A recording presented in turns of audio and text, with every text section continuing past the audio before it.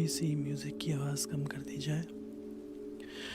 Hello, welcome, स्वागत है। क्या चल रहा है कमेंट्स में? प्रथम भाई कह रहे हैं इतनी जल्दी स्ट्रीम, अभी तो ऑफिस से घर भी नहीं गए।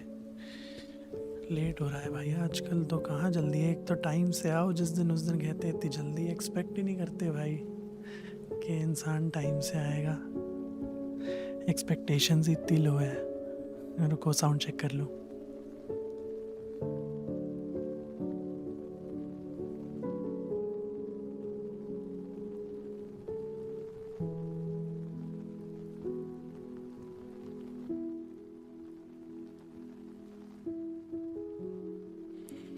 हाँ जी, इट सीम्स फाइन। म्यूज़िक की वजह तो नहीं है, नहीं होनी चाहिए। चेक मैंने कर लिया है।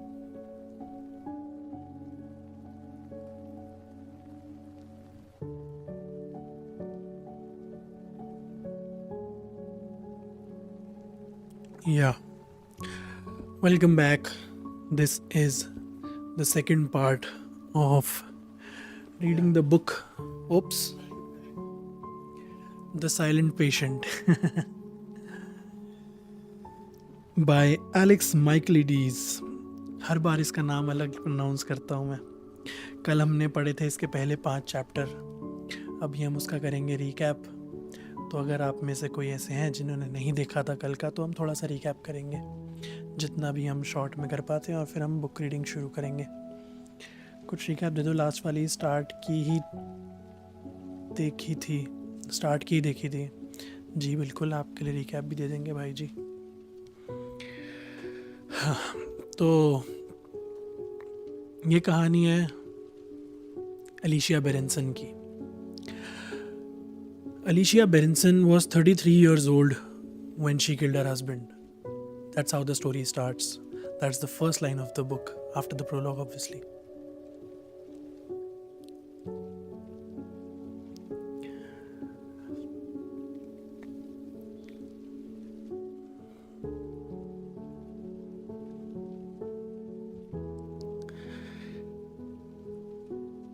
अलीशिया बेरेंसन नहीं नरेट करी है, कोई नरेटर नरेट कर रहे हैं हमें, पर वो हमें अलीशिया बेरेंसन की कहानी सुनाता है। अलीशिया बेरेंसन 33 साल की थी जब उसने अपने पति का कत्ल कर दिया था। वो और उसका पति दोनों आर्टिस्ट हुआ करते थे। Alicia Berenson was a painter and her husband was a photographer. He used to take photos of semi-naked women in weird poses, and narrator को ये बहुत ज़्यादा टेस्टफुल नहीं लगता था. He found his photographs to be a little distasteful, but अलीशिया की paintings बहुत promising लगती थी उसे. एनीवेज, गैब्रियल की बॉडी जिस दिन मिली थी, रात के 11:30 बजे करीब, वो 11 बजे घर लौटा होगा काम से. उस दिन वो जल्दी निकल गया था, सुबह रात को करीब 11 बजे लौटा होगा. 11:30 बजे उसके पड़ोसियों ने गन शॉट्स की आवाज़ सुनी एंड पुलिस को रिपोर्ट किया. Within 5 minutes the police was there. जब पुलिस वहाँ पहुँची तो दे सॉ कि गैब्रियल की बॉडी एक चेयर पे पड़ी हुई है with multiple gunshot wounds.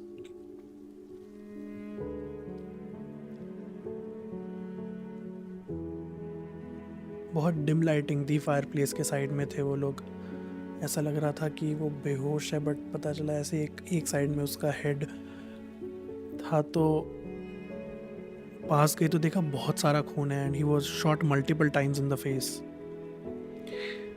And they saw कि खून कुछ ज़्यादा ही है for one person. Then they saw एक नाइफ पड़ी हुई है खून से लदी हुई.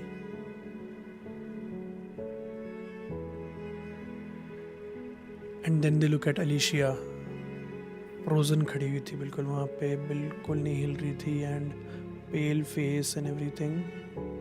दे नोटिस्ड हर हैंड्स, तो हर रिस्ट वर स्लिट, और उसमें से बहुत तेज खून बह रहा था.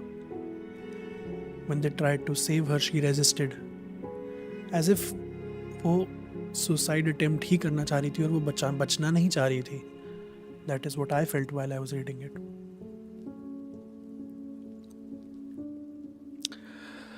बहरहाल उसे अरेस्ट कर लिया गया, टेकन इनटू कस्टडी। उससे सवाल पूछे गए, questions, one after the other.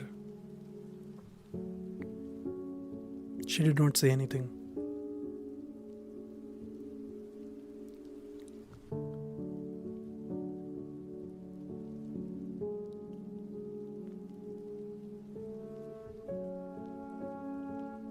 She did not say anything even when she was charged with the murder of her husband. उसने कुछ नहीं कहा बट उसने एक पेंटिंग ज़रूर बनाई थी, उसके ज़रिए उसने ज़रूर कुछ कहा। मतलब लोग ऐसा मानने लगे थे कि भाई she had no remorse, no guilt. वो इतनी जल्दी कैसे पेंटिंग्स बनाना शुरू कर सकती है। बट नरेटर को लगता है कि शायद यही तरीका है उसका बात करने का, अपनी फीलिंग्स एक्सप्रेस करने का। एक आर्टिस्ट ऐसे ही तो एक्सप्रेस करता है अपने आप को। She painted a self portrait called Alcestis. Alcestis का एग्जीबिशन लगा, बहुत लोग गए देखने, नरेटर भी गया। बहुत लंबी लाइन थी क्योंकि ऑब्वियसली भाई एक इस तरीके का पोर्ट्रेट था वो, जिसका आर्टिस्ट जेल में है और उसकी क्रिएशन अब दिखाई जा रही है बाहर। When the narrator saw the portrait, it was self-portrait and he saw Alicia looking directly at him. In the portrait, Alicia was painting and red color was dripping from her brush. Red paint, maybe it depicted blood. It wasn't meant to be paint, maybe. उसकी wrist slit थी, but the canvas was blank. ऐसा लग रहा था वो narrator की आंखों में देख रही है। एंड नरेटर का कहना है कि मैं उसे बिल्कुल नहीं पढ़ पाया, मैं नहीं समझ पाया, मैं पढ़ ही नहीं पाया उसे।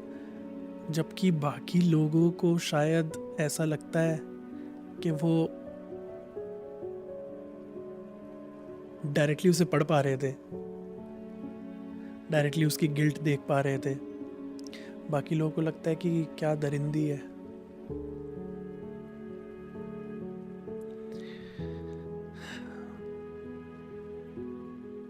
All this while she still hasn't said anything.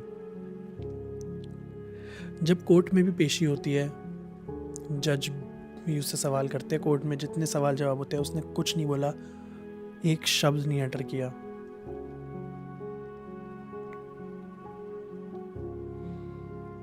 ये देखते हुए जज granted her a plea of diminished responsibility. मतलब बेसिकली कि शायद ये पागल है, शायद she is not mentally fine, और शायद होता है ना कि एक मेंटली अनस्टेबल पर्सन ने कुछ गलती कर दी तो उसे कम सज़ा दी जाती है, या फिर उसे एक ऐसे जेल या असाइलम में रखा जाता है जहाँ पे, समझ रहे हो ना तुम।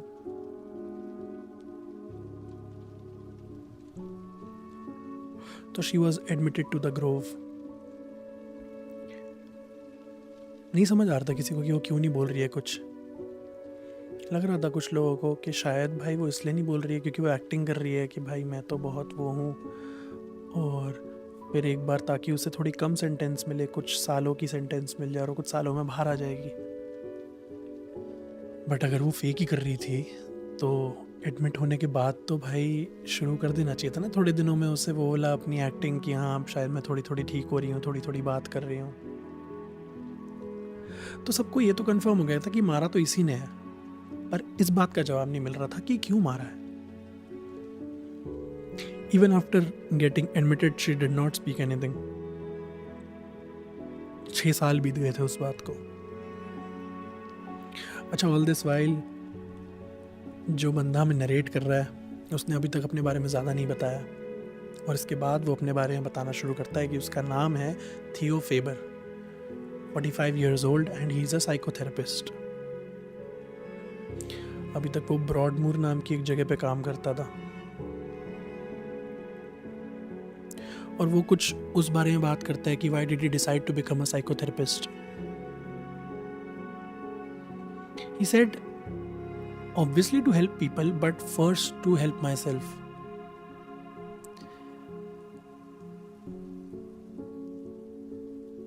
नहीं है ये रिकॉर्डेड, मैं बोल रहा हूँ ये बहुत अच्छे से बात कर रहा हूँ क्या मैं, इसलिए आपको लग रहा है रिकॉर्डेड है.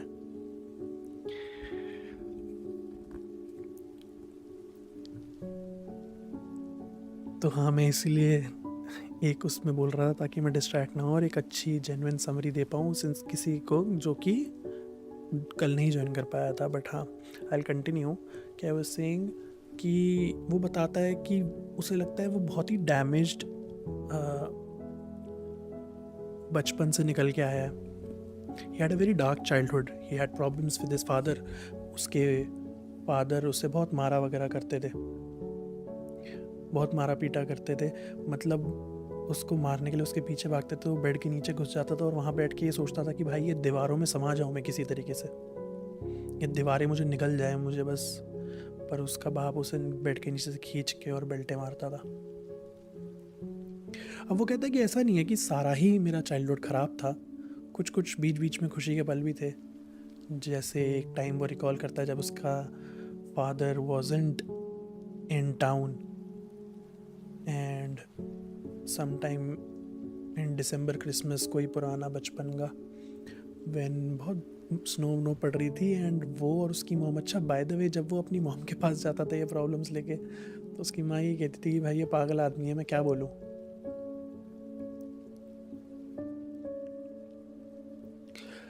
एक इंसिडेंट वो बताता है जब वो क्रिसमस के टाइम पे जब नहीं थे उसके पापा, कहता है ऐसी छोटी छोटी खुशियाँ मिलती थी कि भाई उस टाइम हमने बाहर एक स्नोमैन बनाया अपने पापा की शेप का, उसे पापा की चीज़ें पहनाई and we acted like he is our father and he is my father. And हमने उन पर बहुत गोले बरसाए, वो बर्फ़ के गोले बरसाए और खुश हो गए कि भाई बच्चों की तरह ऐसे खुश हो जाते थे. कह रहे ऐसी ही छोटी मोटी कुछ खुशियाँ थी बचपन में. बट हाँ, एक टाइम आया जब उसे घर से निकलना था. जब वो 18 साल का हुआ तो उसे बस ये था कि भाई बस मैं किसी तरह इस जगह से निकल जाऊं. वो गया बाहर पढ़ने. कॉलेज में उसे एक थेरेपिस्ट मिली, अपॉइंट हुई, जिसके पास उसने थेरेपी लेना शुरू की. और वो कहता है कि यार शायद अगर वो बंदी मेरे को ना मिली होती, वो थेरेपिस्ट मेरे को ना मिली होती, तो शायद मैं भी एलिशिया बेरेंसन की तरह निकल आता कुछ. शायद मैं भी ग्रोव में एडमिटेड होता एज अ पेशेंट. बट शायद उस थेरेपी ने मेरे को बचा लिया. दैट इज़ व्हाट थियो फेबर हैड टू से. इस सब के बाद उसे थोड़ा इंटरेस्ट आया साइकोथेरेपी में and he got into it. उसकी थेरेपिस्ट ने बोला भी था उसे कि भाई देख के ध्यान से, बट ही स्टिल.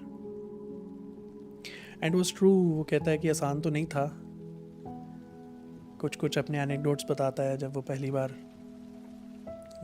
गया था एक ऐसे फैसिलिटी, ऐसे इंस्टीट्यूट में. बहरहाल वो ऐसी छोटी मोटी अपने बारे में बातें बताता है. बट उसके बाद हम आते हैं उस बात पे व्हेन ये बात उसने शुरू करी थी ऐसे बोलनी कि मैं क्यों बना साइकोथेरेपिस्ट. ये जब मेरे से इंटरव्यू में पूछा जाता है तो मतलब तब तो मैं ये नहीं जवाब दे सकता कि मैं तो अपने लिए बनाऊं. बट वहाँ तो यही सब बोलना पड़ता है. अच्छा, वो इंटरव्यू किसका दे रहा था? वो इंटरव्यू दे रहा था ग्रोव का. द ग्रोव में एक ओपनिंग थी और वो उसका इंटरव्यू दे रहा था अपनी पुरानी ब्रॉडमोर की जॉब छोड़ के. जब वो छोड़ रहा था तब भी उसके पीयर्स जो थे उसने उसे बोला था कि भाई तू करियर सुसाइड कर रहा है. वो हमेशा से इंट्रीग था एलिशिया बेरेंसन को लेके.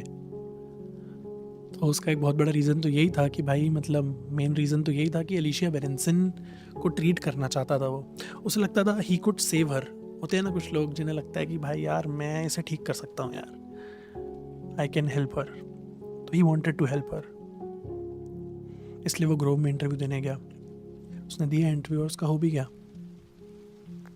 उसका पहला दिन भी हम पढ़ चुके हैं. उसके पहले दिन के बारे में भी वो बताता है कि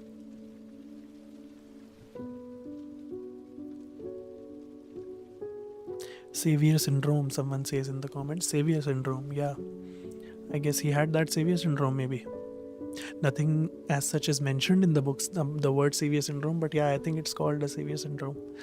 But हाँ, वो उसके पहले दिन के बारे में हम पढ़ते हैं कि कैसे वो गया, किन किन लोगों से मिला. वो प्रोफेसर डायोमिडीज से मिलता है. Was the director at the Grove, was also the person जो इन्वॉल्व थे व्हेन अलीशिया बेरिंसन का ट्रायल हो रहा था, और जिन्होंने तब मेडिकल रिपोर्ट्स और मेडिकली उसको प्ली दिलवाई थी.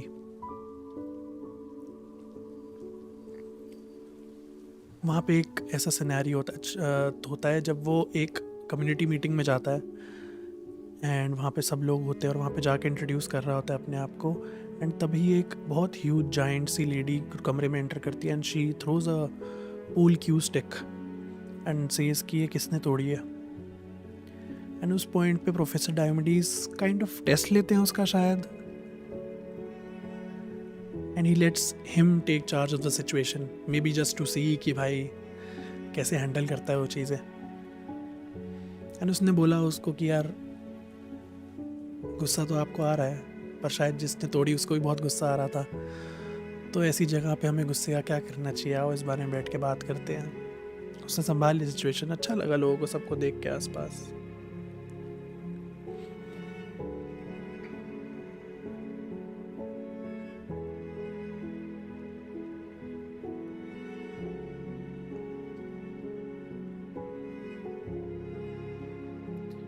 All this while, he was looking for Alicia, and Alicia was sitting right in front of him.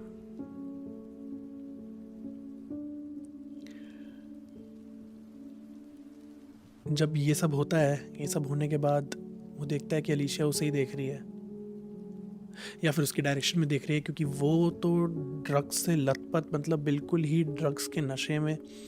Drugs का मतलब जो भी antidepressants and whatever medication she was on, she was drooling and not moving, had a cup of tea और coffee in her hand.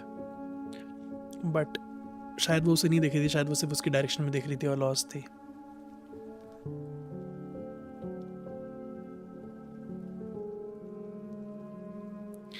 वो कहता है कि if you told me this broken shell had once been the brilliant Alicia Berenson described by those who knew her as a dazzling, fascinated, full of life person, I simply wouldn't have believed you. I knew then and there I'd made the right decision in coming to the grove. All my doubts vanished. I became resolved to stop at nothing until Alicia became my patient. There was no time to waste. Alicia was lost. She was missing, and I intended to find her. And that was the recap of the first 5 chapters.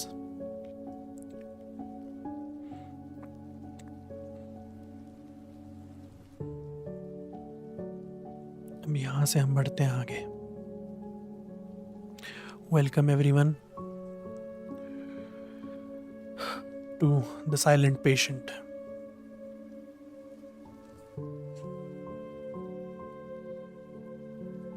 Part 1, Chapter 6. Professor Diomedes' office was located in the most decrepit part of the hospital. There were cobwebs in the corner, and only a couple of lights in the corridor were working. I knocked at the door, and there was a moment's pause before I heard his voice from inside. Come in. I turned the handle, and the door creaked open. I was immediately struck by the smell inside the room. It smelled different from the rest of the hospital. It didn't smell like antiseptic or bleach. Rather, bizarrely, it smelled like an orchestra pit. It smelled of wood, strings and bows, polish and wax. It took a moment for my eyes to become accustomed to the gloom. Then I noticed the upright piano against the wall. An incongruous object in an hospital. 20 odd metallic music stands gleamed in the shadows, and a stack of sheet music was piled high on the table. An unsteady paper tower reaching for the sky. A violin was on another table next to an oboe and a flute, and beside it a harp, a huge thing with a beautiful wooden frame and a shower of strings. I stared at it all open-mouthed. Diomedes laughed. You're wondering about the instruments, he said. He sat behind his desk, chuckling. Are they yours? They are. Music is my hobby. No, I lie. It is my passion. He pointed his fingers in the air dramatically. The professor had an animated way of speaking, employing a wide range of hand gestures to accompany and underscore his speech, as if he were conducting an invisible orchestra. I run an informal musical group, he said, open to whoever wishes to join, staff and patients alike. I find music to be a most effective therapy tool. He paused to recite a lilting musical tone. Music had charms to soothe a savage breast. Do you agree? I'm sure you're right. Diomedes peered at me for a moment. Do you play? Play what? Anything. A triangle is a start. I shook my head. I'm not very musical. I played the recorder a bit in the school when I was young. That was about it. Then you can read music. This is an advantage. Good. Choose any instrument, I will teach you. I smiled and again shook my head. I'm afraid I'm not patient enough. No? Well, patience is a virtue you would do well to cultivate as a psychotherapist. You know, in my youth, I was undecided whether I should be a musician, a priest, or a doctor. Diomedes laughed, and now I am all three. I suppose that's true. You know, he said, switching subjects without even a hint of a pause. I was the deciding voice at your interview. The casting vote, so to speak. I spoke strongly in your favor. You know why? I'll tell you. I saw something in you, Theo. You remind me of myself. Who knows, in a few years, you might be running this place. He left the sentence dangling for a moment, then sighed. If it's still here, of course. You think it won't be? Who knows? Too few patients, too many staff. We are working in a close cooperation with the trust to see if a more economically viable model can be found. Which means we are being endlessly watched, evaluated and spied upon. How can we possibly do therapeutic work under such conditions? You might well ask. As Winnicott said, you can't practice therapy in a burning building. He shook his head and looked his age, suddenly exhausted and weary. He lowered his voice and spoke in a conspiratorial whisper. I believe the manager, Stephanie Clark, is in league with them. The trust pays her salary after all. Watch her and you will see what I mean. I thought Diomedes was sounding a little paranoid, but perhaps that was understandable. I didn't want to say the wrong thing, so I remained diplomatically silent for a moment. And then, I want to ask you something, I said. About Alicia. Alicia Berenson? Diomedes gave me a strange look. What about her? I'm curious, what kind of therapeutic work is being done with her? Is she an individual therapy? No. Is there a reason? It was tried and abandoned. Why was that? Who saw her? Indra? No, Diomedes shook his head. I saw Alicia myself, as a matter of fact. I see. What happened? He shrugged. She refused to visit me in my office, so I went to see her in her room. During the sessions, she simply sat on her bed and stared out the window. She refused to speak, of course. She refused to even look at me. He threw up his hands, exasperated. I decided the whole thing was a waste of time. I nodded. I suppose, I'm wondering about the transference. Yes, Diomedes peered at me with curiosity. Go on. It's possible, isn't it, that she experienced you as an authoritarian presence, perhaps potentially punitive? I don't know what her relationship with her father was like, but Diomedes listened with a small smile, as if he were being told a joke and anticipating the punchline. But you think she might find it easier to relate to someone younger, he said. Let me guess, someone like you? You think you can help her, Theo? You can rescue Alicia, make her talk? I don't know about rescuing her, but I'd like to help her. I'd like to try. Diomedes smiled, still with the same sense of amusement. You're not the first. I believed I would succeed. Alicia is a silent siren, my boy, luring us to the rocks where we dash our therapeutic ambition to pieces. He smiled. She taught me a valuable lesson in failure. Perhaps you need to learn the same lesson. I met his gaze defiantly. Unless, of course, I succeed. Diomedes' smile vanished, replaced by something harder to read. He remained silent for a moment, then made a decision. We'll see, shall we? First, you must meet Alicia. You've not been introduced to her yet, have you? Not yet, no. Then ask Yuri to arrange it, will you? Report back to me afterwards. Good, I said, trying to conceal my excitement. I will. तो जाके इसने सीधा उससे बोल ही दिया कि भाई अलीशिया बेरेंसन का क्या सीन है. प्रोफेसर कहता है कि भाई मैंने करा था ट्राई, कुछ बोली ही नहीं कभी वो एक फेलियर है मेरा.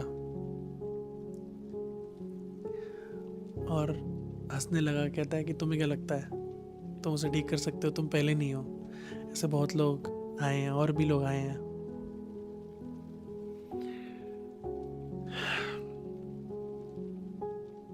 He says she is a silent siren luring us to the rocks where we dash our therapeutic ambition to pieces. उसने कहा उसने मुझे फेलियर का एक बहुत अच्छा लेसन सिखाया, शायद तुम्हें भी वो लेसन सीखने की ज़रूरत है. एंड थियो कहता है कि व्हाट इफ़ आई सक्सीड. तो ये स्माइल करना बंद करता है, सोचता है और जेन्युइनली कहता है कि नहीं मिले ना अभी तक उससे. कह रहे तो यूरी को बोलो कि तुम्हें मिलवाएगा. यूरी हेड नर्स था उस हॉस्पिटल का. आगे बढ़ते हैं. Chapter 7. The therapy room was a small space, a narrow rectangle as bare as a prison cell, or barer. The window was closed and barred. A bright pink box of tissues on the small table struck a discordantly cheerful note. Presumably, it was placed there by Indra. I couldn't imagine Christian offering tissues to his patients. I sat on one of two battered, faded armchairs. The minutes passed. No sign of Alicia. Perhaps she wasn't coming. Perhaps she had refused to meet me. She would be perfectly within her rights. Impatient, anxious, nervous, I abandoned sitting and jumped up and walked to the window. I peered out between the bars. The courtyard was 3 stories below me. It was the size of a tennis court and surrounded by tall red brick walls that were too high to climb, though doubtless some had tried. Patients were herded outside for 30 minutes of fresh air every afternoon, whether they wanted it or not, and in this freezing weather, I didn't blame them for resisting. Some stood alone, muttering to themselves, or they paced back and forth like restless zombies going nowhere. Others huddled in groups, talking, smoking, arguing. Voices and shouts, strange, excitable laughter floated up to me. I couldn't see Alicia at first, then I located her.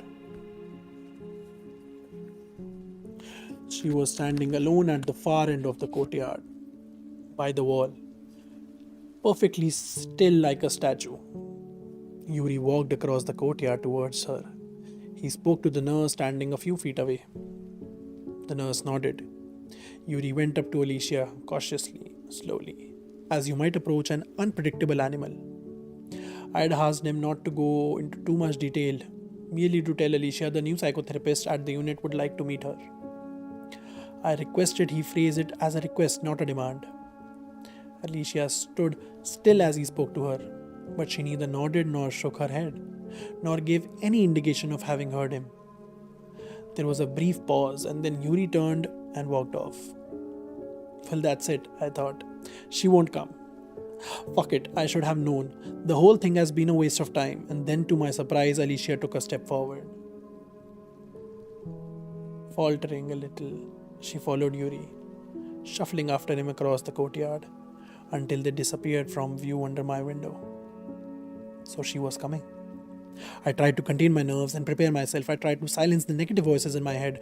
My father's voice telling me I wasn't up to the job. I was useless, a fraud. Shut up, I thought. Shut up, shut up. A couple of minutes later, there was a knock at the door. Come in, I said. The door opened. Alicia was standing with Yuri in the corridor. I looked at her, but she didn't look at me. Her gaze remained downcast. Yuri gave me a proud smile. She's here. Yes, I can see that. Hello, Alicia. She didn't respond. Won't you come in? Yuri leant forward as if to nudge her, but he didn't actually touch her. Instead, he whispered, "Go on, honey. Go in and take a seat." Alicia hesitated a moment. She glanced at him, then made a decision. She walked into the room, slightly unsteadily. She sat on a chair, silent as a cat, her trembling hands in her lap. I was about to shut the door, but Yuri didn't leave. I lowered my voice. "I can take it from here, thanks." Yuri looked worried, but she's on one-on-one, and the professor said, "I'll take full responsibility. It's quite all right." I took my personal attack alarm out of my pocket. "See, I have this, but I won't need it." I glanced at Alicia. She gave no indication that she had even heard me. Yuri shrugged, obviously unhappy. "I'll be on the other side of the door just in case you need me." "That's not necessary, but thanks." Yuri left and I closed the door. I placed the alarm on the desk. एक alarm रहता था इन लोगों के पास, just in case कोई patient किसी patient के साथ किसी तरीके की इमरजेंसी हो जाए and they need help. I sat opposite Alicia. She didn't look up. I studied her for a moment. Her face was expressionless, blank, a medicated mask. I wondered what lay beneath. "I'm glad you agreed to see me," I said. I waited for a response. I knew there wouldn't be one. I went on. "I have the advantage of knowing more about you than you do about me. Your reputation precedes you. Your reputation as a painter, I mean. I'm a fan of your work." No reaction. I shifted in my seat slightly. I asked Professor Diomedes if we might talk, and he kindly arranged this meeting. "Thank you for agreeing to see me." I hesitated, hoping for an acknowledgement of some kind. A blink, a nod, a frown. Nothing came. I tried to guess what she was thinking. Perhaps she was too drugged up to think anything at all. I thought of my old therapist, Ruth. What would she do? She used to say we are made up of different parts, some good, some bad, and that a healthy mind can tolerate this ambivalence and juggle both good and bad at the same time. Mental illness is precisely about a lack of this kind of integration. We end up losing contact with the unacceptable parts of ourselves. If I were to help Alicia, we would have to locate the parts she had hidden from herself, beyond the fringes of consciousness, and connect the various dots in her mental landscape. Only then could we put into context the terrible events of that night she killed her husband. It would be a slow, laborious process. Normally, when beginning with the patient, there is no sense of urgency, no predetermined therapeutic agenda. Normally, we start with many months of talking. In an ideal world, Alicia would tell me about herself, her life, her childhood. I would listen, slowly building up a picture in my until it was complete enough for me to make accurate, helpful interpretations. In this case, there would be no talking, no listening, and the information I needed would have to be gathered through non-verbal clues, such as my counter-transference, the feelings Alicia engendered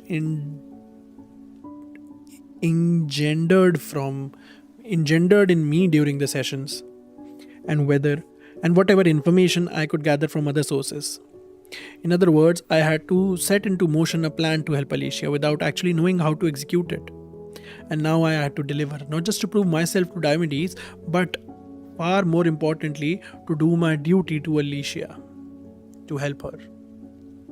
Looking at her sitting opposite me in a medicated haze, drool collected around her mouth, fingers fluttering like dirty moths, I experienced a sudden and unexpected wrench of sadness.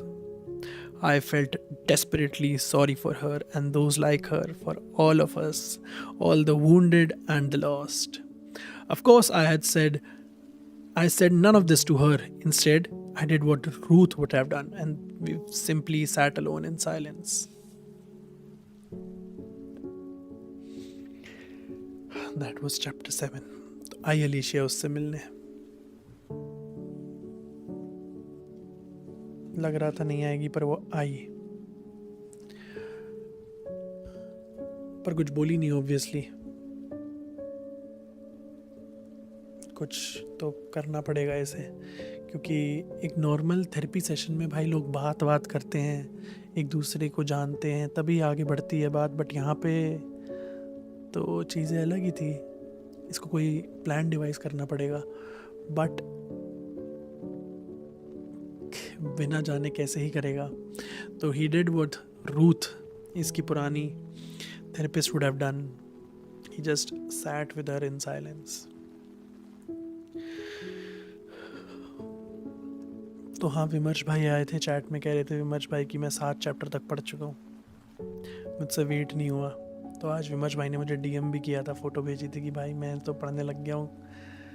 Office में बैठे बैठे ही शुरू कर दिया मैंने पढ़ाई, मतलब आगे का पढ़ना, क्योंकि वेट नहीं हो रहा आगे क्या हुआ।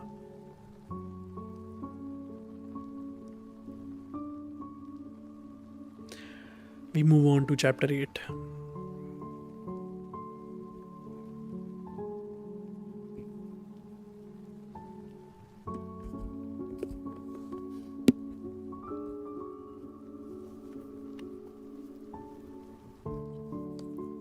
I opened Alicia's file on my desk. Diomedes had volunteered it. You must read my notes, he said. They will help you. I had no desire to wade through his notes. I already knew what Diomedes thought. I needed to find out what I thought. But nonetheless, I accepted it politely. Thank you. That will be such a help. My office was small and sparsely furnished, tucked away at the back of the building by the fire escape. I looked out of the window. A little blackbird was pecking at a patch of frozen grass on the ground outside. Dispiritedly and without much hope, I shivered. The room was freezing. The small radiator under the window was broken. Yuri said he'd try it and get it fixed, but that was my best bet to talk to Stephanie, or failing that, bring it up in community. I felt a sudden pang of empathy with Elif and her battle to get the broken pool cue replaced. Elif was that giant girl जिसका pool cue टूट गया था. I looked through Alicia's file without much expectation. The majority of the information I needed was on the online database. Diomedes, however, like a lot of older staff members, preferred to write his reports by hand. Ignoring Stephanie's nagging request to the contrary, continued to do so. Hence the dog-eared file in front of me. I flickered through Diomedes' notes, ignoring his somewhat old-fashioned psychoanalytic interpretations, and focused on the nurse's daily handover reports that kept an account of Alicia's day-to-day behavior. I read through those reports carefully. I wanted facts, figures, details. I needed to know exactly what I was getting into, what I'd have to deal with, and if there were any surprises in store. In the end, the file revealed very little. When she was first admitted, Alicia slashed her wrist twice and self-harmed with whatever she could get her hands on. She was kept on 2-on-1 observation for the first 6 months, meaning 2 nurses watched over her at all times, which was eventually relaxed to 1-on-1. Alicia made no effort to interact with patients or staff, remaining withdrawn and isolated. If someone doesn't reply when you speak to them and never initiates conversation, you soon forget they're there. Alicia had quickly melted into the background, becoming invisible. Only one incident stood out. It took place in the canteen a few weeks after Alicia's admission. Elif accused Alicia of taking her seat. It was unclear exactly what had happened, but the confrontation escalated rapidly. Apparently, Alicia became violent. She smashed a plate and tried to slash Elif's throat with a jagged edge. She had to be restrained, sedated, and placed inside isolation. I wasn't sure why this incident drew my attention, but it didn't feel right to me. I decided to approach Elif and ask her about it. I tore off a sheet of paper from a pad and reached for my pen. An old habit, formed at university. Something about the process of putting pen to paper helps me organize my mind. I've always had difficulty formulating an opinion until I've written it down.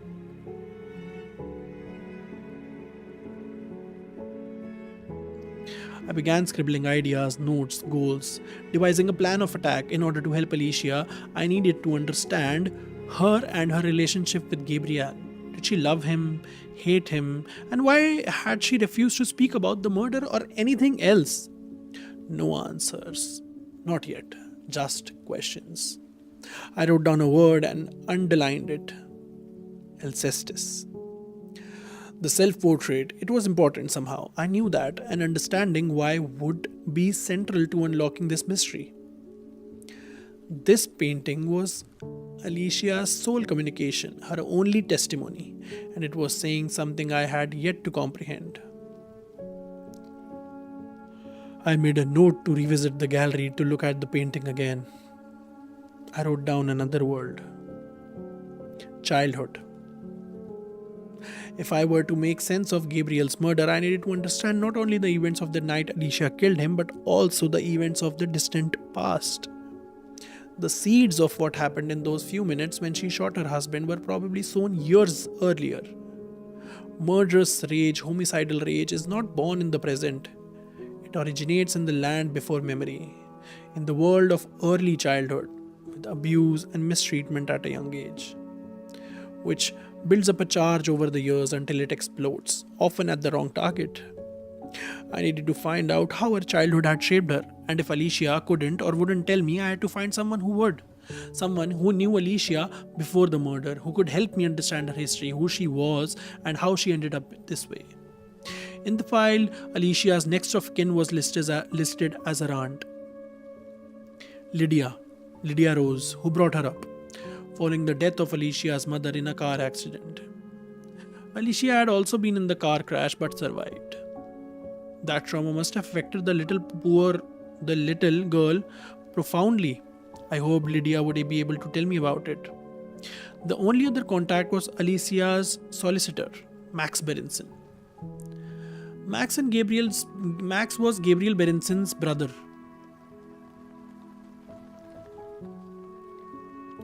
As such, he was perfectly placed to observe their marriage on an intimate basis. Whether or not Max Berenson would confide in me was another matter. An unsolicited approach to Alicia's family by a psychotherapist was unorthodox, to say the least. I had a dim feeling Diomedes would not approve. Better not ask his permission, I decided, in case he refused.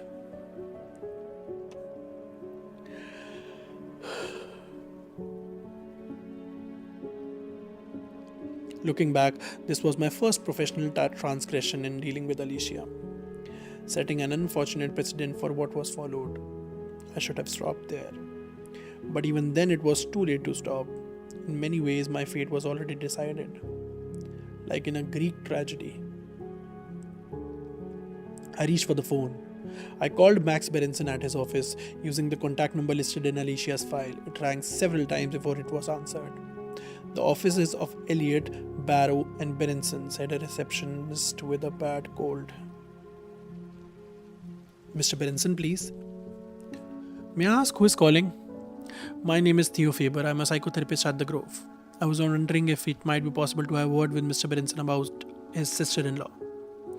There was a slight pause before she responded. Oh, I see. Well, Mr. Berenson is out of the office for the rest of the week. He's in Edinburgh visiting a client. If you leave your number, I'll have him call you on his return. I gave her my number and hung up. I dialed the next number in the file, Alicia's aunt, Lydia Rose. This time it was answered on the first ring. An elderly woman's voice sounded breathless and rather annoyed. Yes, what is it? Is that Mrs. Rose? Who are you? I'm calling regarding your niece, Alicia Berenson. I'm a psychotherapist working at the... Fuck off, she said and hung up. I frowned to myself. Not a good start. Damn. He has taken matters in his own hands, भाई. मतलब अब सही बात है भाई, अब कुछ बोलेगी नहीं तो कुछ जानने के लिए उसके रिश्तेदारों से ही बात करनी पड़ेगी. कौन है जो उसे पहले से जानता है? इतनी जल्दी नींद क्यों आ रही है?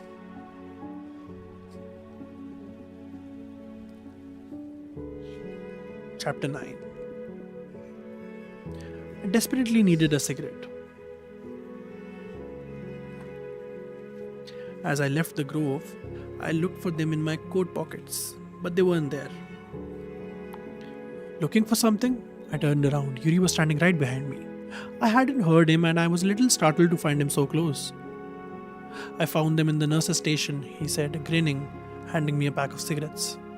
Must have fallen out of your pocket. Thanks. I took them and lit one. I offered him the packet. Yuri shook his head. I don't smoke. Not cigarettes anyway. He laughed. You look like you need a drink. Come on, I'll buy you a pint. I hesitated. My instinct was to refuse. I had never been one for socializing with work colleagues, and I doubted Yuri and I had much in common. But he probably knew Alicia better than anyone at the Grove, and his insights might prove useful. Sure, I said, why not? We went on a pub near the station. The Slaughtered Lamb, dark and dingy. It had seen better days, so had the old man dozing off their half-finished pints. Yuri got us a couple of beers and we sat at a table at the back. Yuri took a long swing of beer and wiped his mouth.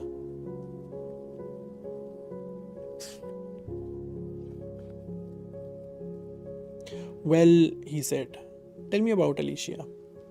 Alicia? How did you find her? I'm not sure I did find her. Yuri gave me a quizzical look, then smiled. She doesn't want to be found. Yeah, it's true. She's hiding. You're close to her, I can see that. Yeah, I take special care of her. No one knows her like I do. Not even Professor Damages. There was a boastful tone to his voice. It annoyed me for some reason. I wondered how well he really knew her, or if he were just bragging. What do you make of her silence? What do you think it means? He shrugged. I guess it means she's not ready to talk. She'll talk when she's ready. Ready for what? Ready for the truth, my friend. And what is that? Yuri cocked his head to one side slightly, studying me, and the question that came out of his mouth surprised me. Are you married, Theo? I nodded. I am. Yes. Yeah, I thought so. I was married once too. We moved here from Latvia. But she didn't fit in like I did. She didn't make an effort, you know. She didn't learn English. Anyway, I wasn't happy, but I was in denial, lying to myself. He drained his drink and completed his sentence. Until I fell in love. Presumably, you don't mean with your wife. He laughed and shook his head. No, a woman who lived near me. A very beautiful woman. It was love at first sight. I saw her on the street. It took me a long time to get the courage to talk to her. I used to follow her. I'd watch her sometimes without her knowing. I'd stand outside her house and look, hoping she would appear at the window. He laughed. This story was starting to make me feel uncomfortable.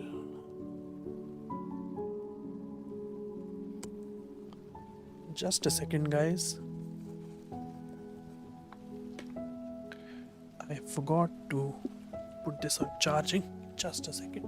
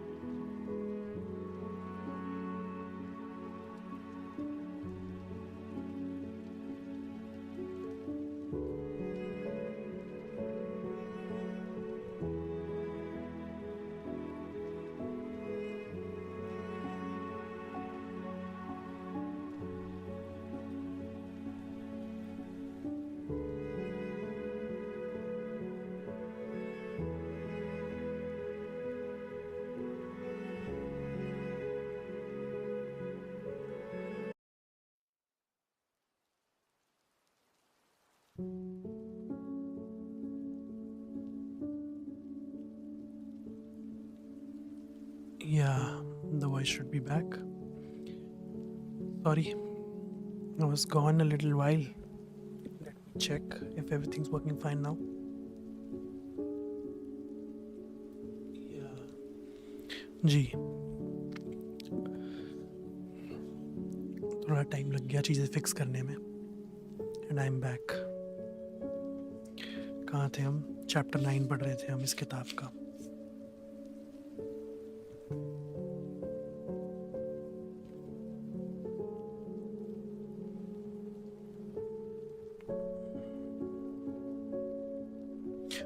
वहाँ पे है जहाँ पे Yuri और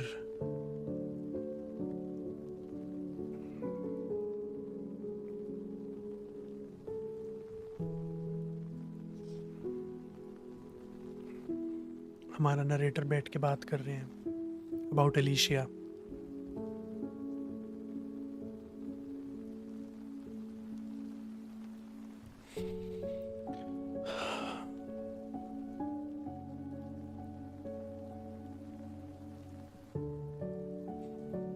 While they were talking about Alicia and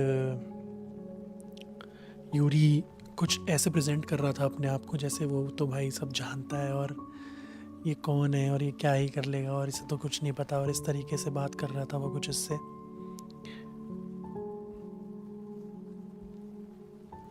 थियो से.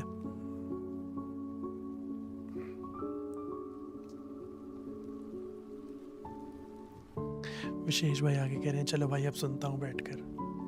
बहुत आगे आ गए विशेष भाई हम.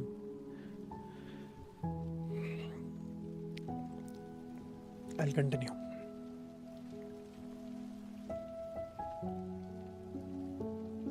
It was love at first sight. I saw her on the street. It took me a long time to get the courage to talk to her. I used to follow her. I'd watch her sometimes. Without her knowing, I'd stand outside her house and look, hoping she would appear at the window. He laughed.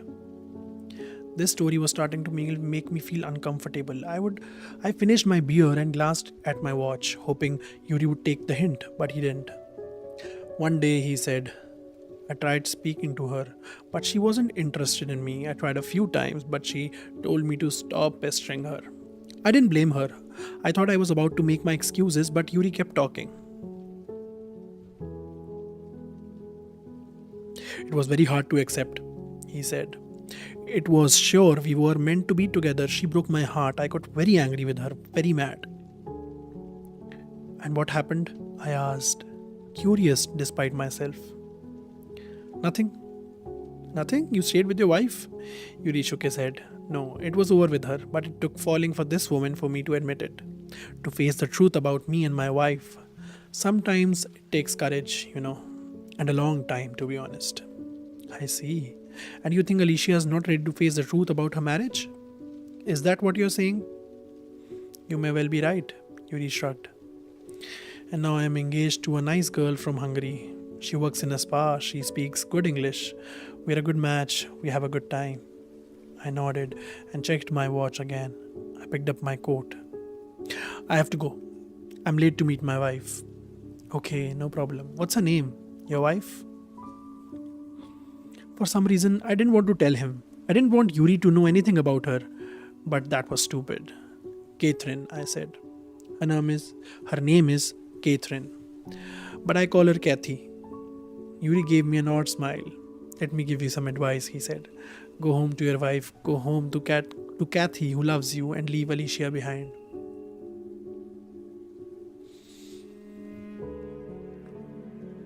कोशिश करी भाई थियो ने Yuri से बात करने की और इससे पता लगाने की. वो सिर्फ इसलिए मिलने गया था यूरी से और इसलिए बाहर गया था उसके साथ बियर पीने और ड्रिंक्स पे, क्योंकि उसे लगा इससे बेटर तो कौन ही जानता अलीशिया को, ये ज़रूर कुछ तो बता पाएगा मुझे. उन्होंने बात करी और surely Yuri acted as if he knew Alicia very well, but now I don't think so man. Anyways, moving on to chapter 10. I went to meet Kathy at the National Theatre Cafe on the South Bank, where the performers would often congregate after rehearsal. She was sitting at the back of the cafe with a couple of fellow actresses, deep in conversation. They looked up at me as I approached. Are your ears burning, darling? Kathy said as she kissed me. Should they be? I'm telling all the girls about you. Should I leave? Don't be silly. Sit down. It's perfect timing. I've just got to how we met. I sat down and Kathy continued her story. It was a story she enjoyed telling. She occasionally glanced in my direction and smiled as if to include me, but it was a perfunctory gesture, for this was her tale, not mine. I was sitting at a bar when he finally showed up. At last, when I'd given up hope of ever finding him, in he walked the man of my dreams, better late than never. I thought I was going to be married by the time I was 25, By 30, I was going to have 2 kids, small dog, big mortgage, but here I was, 33-ish, and things hadn't quite gone to plan. Kathy said this with an arch smile and winked at the girls. Anyway, I was seeing this Australian guy called Daniel, but he didn't want to get married or have kids anytime soon, so I knew I was wasting my time, and we were out one night when suddenly it happened. Mr. Wright walked in. Kathy looked at me and smiled and rolled her eyes with his girlfriend. This part of the story needed careful handling in order to retain her audience's sympathy. The truth is, Kathy and I were both dating other people when we met. Double infidelity isn't the most attractive or auspicious start to a relationship, particularly as we were introduced to each other by our then partners. There was some reason they knew each other. I can't remember the precise details. Marianne had once gone out with Daniel's flatmate, possibly, or the other way around. I don't remember exactly how we were introduced, but I do remember the first moment I saw Kathy. It was like an electric shock. I remember her long black hair, piercing green eyes, her mouth. She was beautiful, exquisite, an angel. At this point, in telling the tale, Kathy paused and smiled and reached for my hand. Remember, Theo, how we got talking? You said you were training to be a shrink, and I said I was nuts. So it was a match made in heaven. This got a big laugh from the girls. Kathy laughed too and glanced at me, sincerely, anxiously, her eyes searching mine. No, but darling, seriously, it was love at first sight, wasn't it? This was my cue. I nodded and kissed her cheek. Of course, it was true love. This received a look of approval from her friends, but I wasn't performing. She was right. It was love at first sight. Well, lust anyway. Even though I was with Marianne that night, I couldn't keep my eyes off Kathy.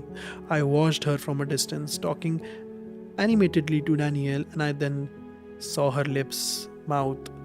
Fuck you. They were arguing. It looked heated. Danielle turned and walked out. You being quiet, said Marianne. What's wrong? Nothing. Let's go home then. I'm tired. Not yet, I said, only half listening. Let's have another drink. I want to go now. Then go. Marianne shot me a hurt look and then grabbed her jacket and walked out.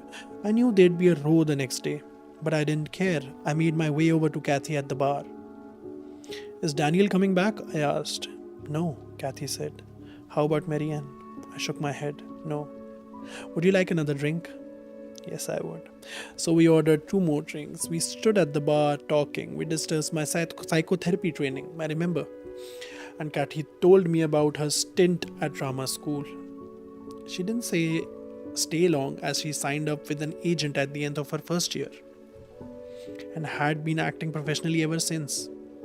I imagined, without knowing why, that she was probably rather a good actress.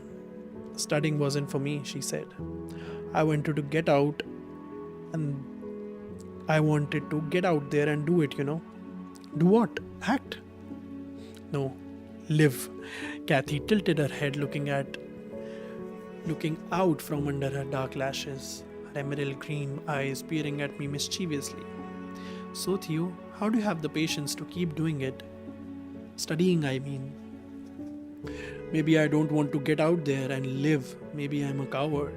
No, if you were a coward, you'd have gone home with your girlfriend.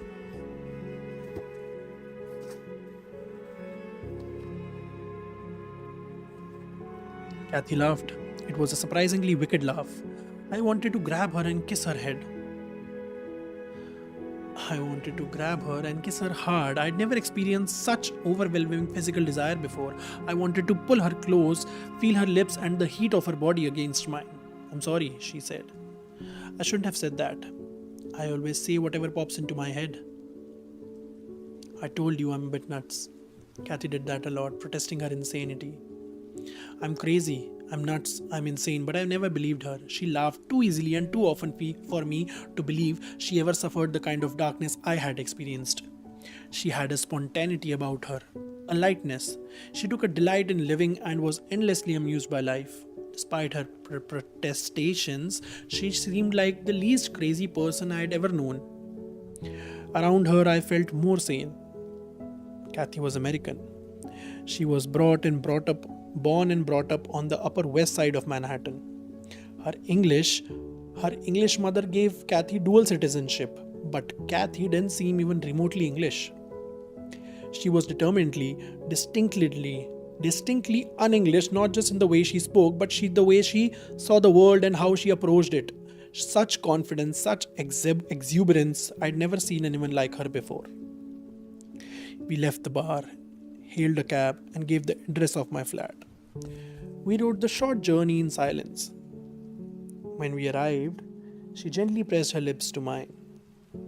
I broke through my reserve and pulled her towards me. We kept kissing as I fumbled with the key to the front door. We were sincerely inside before we were undressing, stumbling into the bedroom, falling onto the bed. That night was the most erotic, blissful night of my life. I spent hours exploring Kathy's body. We made love all night until dawn. I remember there was so much white everywhere. White sunlight creeping around the edges of the curtains, white walls, white bed sheets, the whites of her eyes, her teeth, her skin. I never knew that skin could be so luminous, so translucent. Ivory white with occasional blue veins visible just beneath the surface, like threads of color in white marble. She was a statue of a Greek goddess come to life in my hands. We lay there wrapped in each other's arms. Kathy was facing me, her eyes so close they were out of focus. I gazed into a hazy green sea. Well, she said. Well, what about Marianne? Marianne? A flicker of a smile. Your girlfriend? Oh, yes, yes. I hesitated, unsure. I don't know about Marianne. And Daniel? Kathy rolled her eyes. Forget Daniel. I have. Have you really? Kathy's response was to kiss me. Before Kathy left, she took a shower. While she was showering, I phoned Marianne. I wanted to arrange to see her to tell her face to face, but she was annoyed and insisted we have it out then and there on the phone. Marianne wasn't expecting me to break up with her, but that's what I did. As gently as I could. She started crying and became upset and angry. I ended up hanging the phone on her. Brutal, yes, and unkind. I'm not proud of that phone call, but at the time it seemed like the only honest action to take. I still don't know what I could have done differently. On our first proper date, Kathy and I met at the Kew Gardens. It was her idea. She was astonished. I'd never been. You're kidding, she said. You've never gone to the greenhouses? There's this big one with all the tropical orchids and they keep it so hot, it's like an oven. When I was at drama school, I used to go and hang out there just to warm up. How about we meet there? After you finish work? She then hesitated, suddenly unsure. Or is it too far for you to go? I'd go further than Kew Gardens for you, darling, I said. Idiot, she said and kissed me. Kathy was waiting at the entrance when I arrived, in her enormous coat and scarf, waving like an excited child.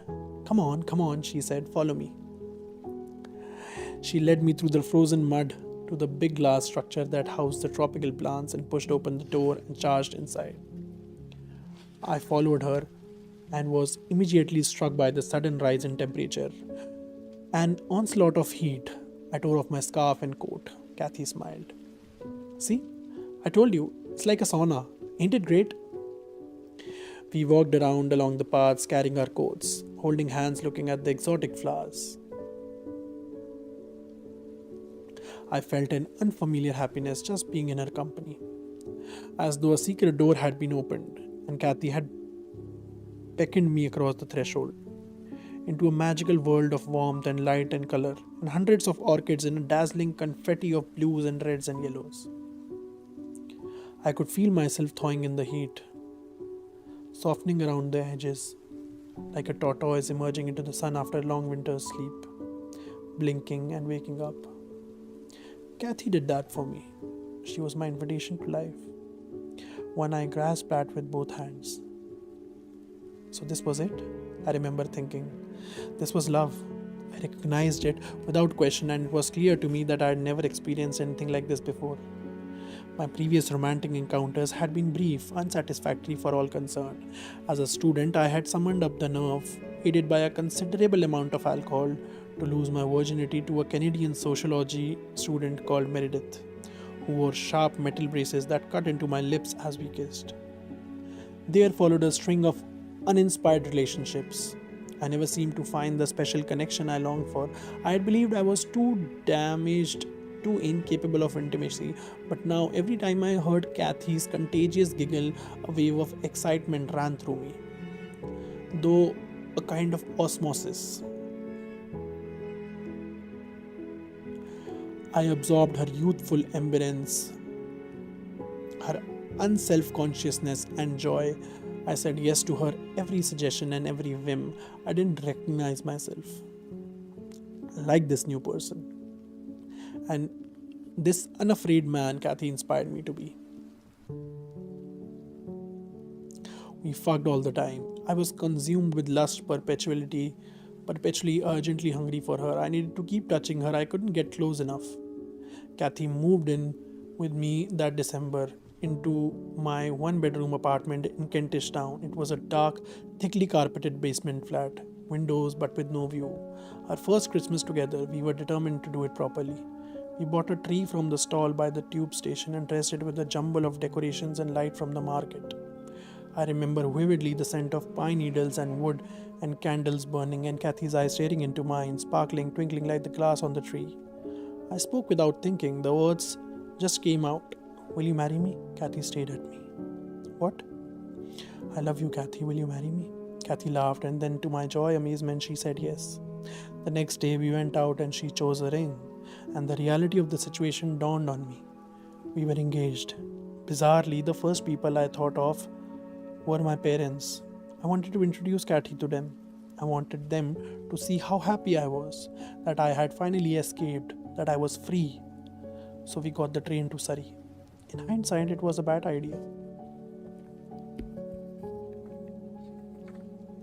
Doomed from the start, my father greeted me with typical hostility. You look terrible, Theo. You're too thin. Your hair is too short. You look like a convict. Thanks, Dad. Good to see you too.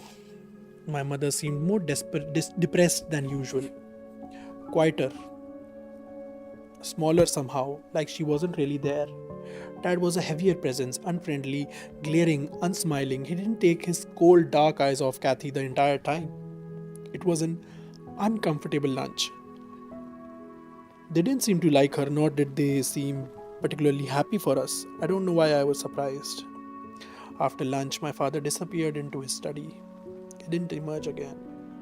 When my mother said goodbye, she held on to me for too long, too closely, and was unsteady on her feet. I felt desperately sad. When Kathy and I left the house, part of me hadn't left, I knew, but had remained behind, forever a child trapped. I felt lost, hopeless, close to tears. And then Kathy surprised me as always. She threw her arms around me, pulling me into a hug. I understand now, she whispered in my ear. I understand it all. I love you so much more now. She didn't explain further. She didn't need to. We were married in April in a small registry office of Euston Square. No parents invited and no God. Nothing religious at Kathy's insistence, but I said a secret prayer during the ceremony. I silently thanked him for giving me such unexpected, undeserved happiness. I saw things clearly now. I understood childhood when I understood his greater purpose. God hadn't abandoned me during my childhood when I had felt so alone and so scared. He had been keeping Kathy hidden up his sleeve, waiting to produce her like a deft magician. I felt such humility and gratitude for every second we spent together. I was aware of how lucky, how incredibly fortunate I was to have such love, how rare it was, and how others weren't so lucky. Most of my patients weren't loved. Alicia Berenson wasn't. It's hard to imagine two more different women than Kathy or Alicia. Kathy makes me think of light, warmth, color, and laughter. When I think of Alicia, I think of only depth, darkness, of sadness, of silence. And that is the end of chapter 10. And with that, we also come to the end of part 1 of this book. Okay. And I think that will be it for today.